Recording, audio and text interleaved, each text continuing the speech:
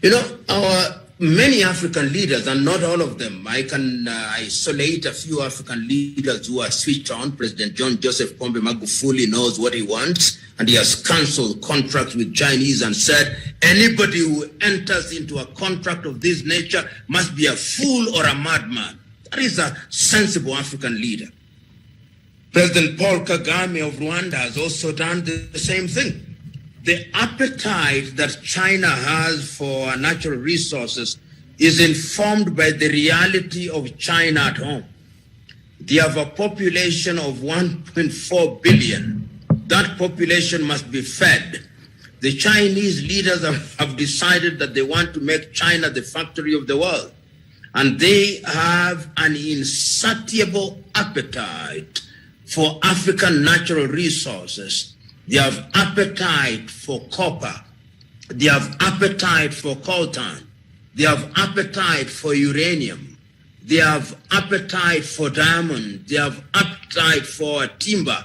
It is insatiable.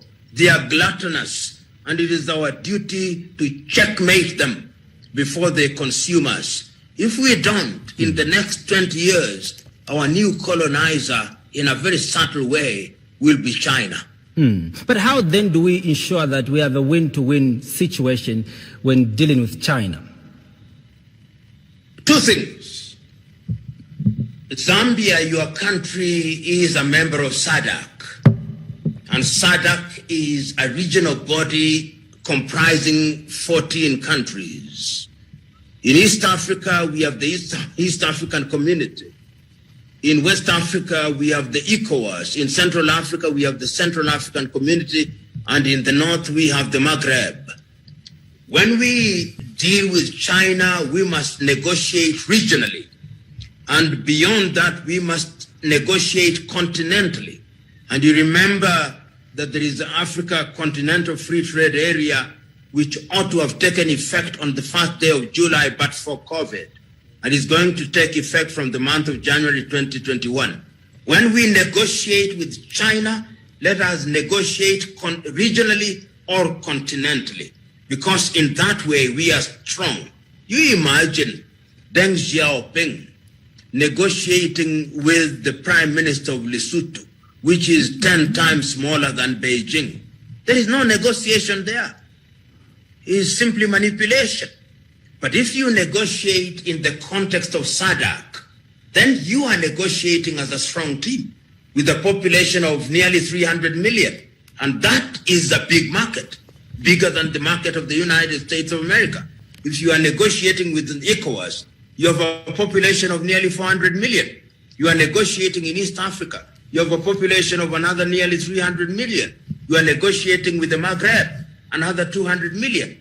Then you are beginning to make sense from an economic perspective, and China will respect you. So some of the things that Africans must stop doing is attending these meetings, TICAD, Japan calling African leaders to go to Tokyo, China calling African leaders to go to Beijing, the Arabs calling African leaders to go to Dubai, the European Union summoning African leaders to go to Davos.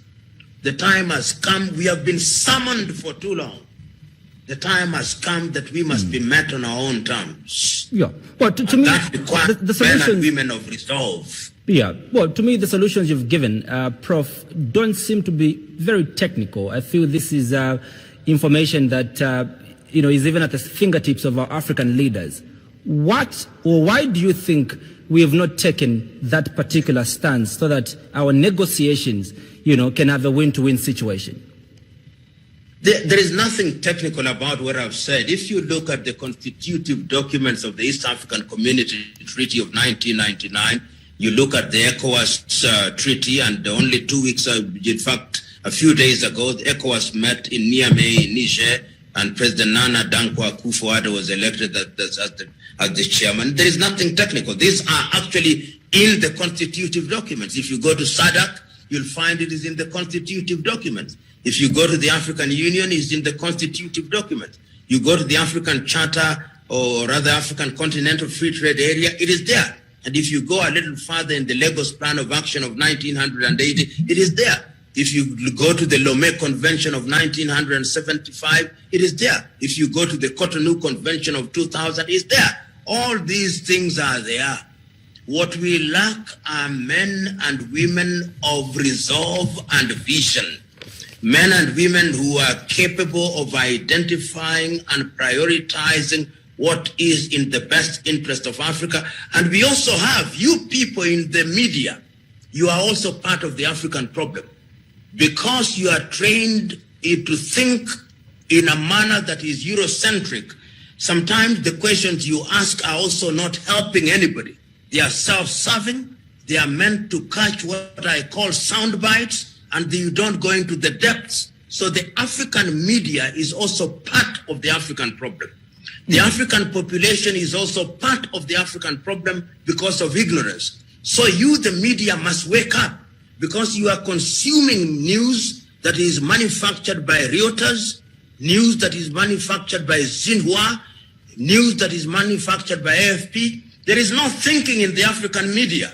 The questions that you ask are rudimentary and basic and not useful to any African. So you too must style up if Africa is to realize our potential. How then do we begin slowly, to realize the potential, that we have? A number of things, and I'll give you practical examples. Rwanda, 1994, genocide, her obituary written. The world had abandoned her. 25 years later, leadership that is focused, that knows what it wants. If you haven't visited Kigali, visit Kigali. Forget these people that you see in social media, Instagram and Twitter, who are Kagame haters. Let them go to Rwanda and see what that administration has done. Go to Tanzania in 5 years. Go to Dar es Salaam. Go to Mwanza. Go to Dodoma. See what that administration has done. Go to Ethiopia and see what Prime Minister Abiy has done. Go to Ghana, despite the protestations of the naysayers and professional fault finders, and see what has been done. Go to Namibia and see what Hage Geingob has done. Go to Botswana. Go to Mauritius and see what has been done. Many people that you see, particularly on social media, who are quick with their fingers on Instagram and Twitter and all these other medias, these are armchair theorists whose only claim to fame is that they find fault. They have a problem for every solution. But I, who travel across Africa and see what is happening on the ground, I can tell you for a fact that there are African leaders and African professionals who are doing great things. Look at our own, in the business world, look at our own in Kenya, James Mwangi in the banking industry. Look at Aliko Dangote in Nigeria. Look at Obi Jackson. Look at Tim Tebela in South Africa. Look at Patrice Motsepe and many other people who are doing great work in the African scene. And people don't talk about this. We talk about Ronaldo and Lionel Messi and how many goals they scored, as if that was any important, chasing a little ball around the field. Yeah. Let's come to your general assessment of how, governance is being transacted in the continent of Africa. What is your general assessment of how, leadership is transacted in Africa? First of all, I have a problem on a number of scores. The conceptual West, to mean the United States of America, which is the hegemon in the West, and the traditional West, and Australia and New Zealand, made us to believe that democracy equals to multi-party politics, democracy equals to periodic election, democracy equals. I'm now of the view that there is not a one-size-fits-all democracy, and that Africa must now begin to re-examine how she governs herself in different ways. Because what is democracy when all is said and done? Democracy is a government that allows people to participate in determining who will lead them. And that leader is a servant. It is not the duty of the Western world to tell us what to do. And that is why you see many Western embassies and ambassadors are very arrogant. They come to Africa, and a little ambassador from the United States of America wants to dictate to the Zambian president and to the Zambian people. An ambassador from some backwater country in Europe thinks that he's some kind of demigod who tells us what to do. And our leaders also accepted the time has come that leaders in Africa must respect human rights. They must respect freedom of expression. They must respect the fact that their positions of leadership is position of servanthood. And they must accept that no matter how good a dancer you are, you must know when to leave the stage. They must accept that leadership is intergenerational and co-generational. They must also appreciate that we are a diverse and heterogeneous society, and therefore they must include everybody. Once that happens, then leaders in Africa, including Eja Lungu, whom I respect but I don't agree with on many issues, will begin to govern in a manner that is in the best interest of their countries and the continent of Africa. Otherwise, they are completely unremarkable. In Zambia, look at your first leaders. They were remarkable people. People like Mwanga, people like Kapwekwe, people like Kaunda, people like Levi Mwanawasa. These were effective people, but you now have dwarfs as leaders. Well, you've spoken of the fact that you don't agree with President Lungu on a number of issues. What are some of those issues that you don't agree with him on? First of all, he's running the economy very badly. The economy of Zambia is not doing well, and he knows it. Secondly, he's intolerant to the opposition. He is not a Democrat.